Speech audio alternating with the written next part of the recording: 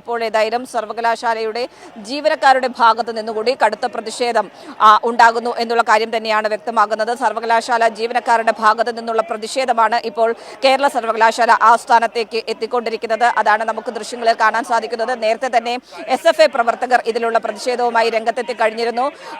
Doctor Mohanan കുന്നുമ്മലിന്റെ ചിത്രം അടക്കം ഇവിടെ പ്രതിഷേധത്തിന്റെ ഭാഗമായി സ്ഥാപിക്കുകയും ചെയ്തു. സർവകലാശാലയെ കാവ്യവൽക്കരിക്കാനുള്ള നീക്കം എന്നുള്ള കാര്യം ആരോപിച്ചുകൊണ്ട് തന്നെയാണ് ഈ ഒരു പ്രതിഷേധം നടക്കുന്നത് എന്നുള്ള കാര്യം. ഷീജ, നമുക്ക് ജീവനക്കാർ ഉയർത്തുന്ന മുദ്രാവാക്യം എന്തെന്നും കൂടി കേട്ട ശേഷം ഷീജയിലേക്ക് മടങ്ങി വരാം.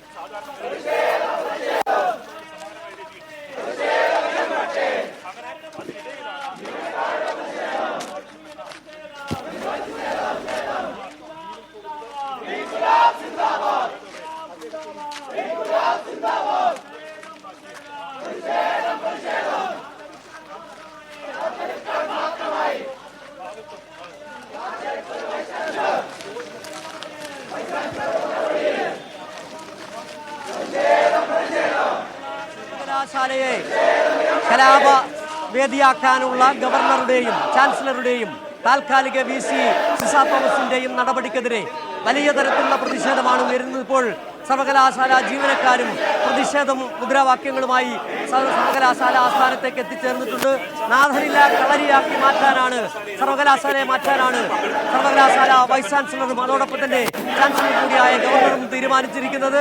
വലിയ തരത്തിലുള്ള പ്രതിഷേധം ഇപ്പോൾ സർവകലാശാല ജീവനക്കാർ അല്പം മുമ്പ് SFIയുടെ നേതൃത്വത്തിലുള്ള പ്രതിഷേധം അരങ്ങേറി. വലിയ തരത്തിലുള്ള ഒരു തുറന്ന പോരിലേക്ക് യുദ്ധ സംഘർഷ മേഖലയാക്കാൻ സിസാ തോമസും മോഹനൻ കുന്നുമ്മലും രാജേന്ദ്ര വിശ്വനാഥ് അർലേക്കരും ശ്രമിക്കുമ്പോൾ അതിനെ ഏതു വിധേനയും തടയുക എന്ന് തന്നെയാണ്. കേരള സർവകലാശാലയെ തകർക്കാനുള്ള ശ്രമങ്ങളെ ഏതു വില കൊടുത്തും തടയുമെന്നാണ് ഇപ്പോൾ SFIയും അതോടൊപ്പം തന്നെ ജീവനക്കാരും പറയുകയും ചെയ്യുന്നത്.